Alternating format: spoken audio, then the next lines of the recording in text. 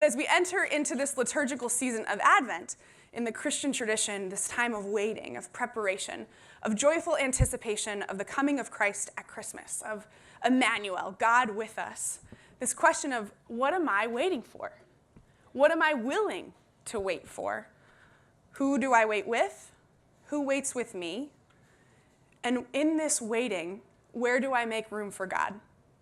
Do I even make room for God in that waiting as I keep listening to Leslie Odom again and again and again? And so I thought this could be a question for all of us tonight. What are you waiting for? It's a part of our human experience to wait. It is not something that we get to a point A to B and we no longer wait. It is something that is just inherent of what it means to be human. And so I'm thinking there's got to be law school applications, grad school applications, interviews, jobs. I know that because of the recommendations I've had to write in the last couple of weeks. There is waiting for a friend to reach out and say, hey, are you okay? There's waiting for a roommate to finally do their dishes after how many weeks of just sitting there in the sink. There is waiting. That was a lot of groaning. Wow. Woo-hoo. We can talk about that after. Okay, great. There is the waiting of a grade. There is the waiting of how a family member is doing after a difficult situation.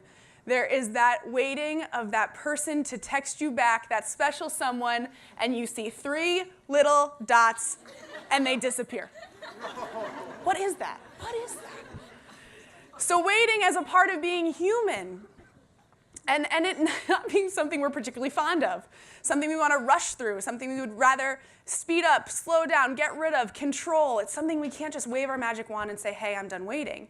And I think a myth about adulthood, something that I totally believed as a college student, was that by the time I realized my career, realized my vocation, realized who I was, who God called me to be in the world, I wouldn't wait anymore. And then I got to adulthood and I was like, oh no, I'm still waiting. It's still a part of what it means to be human.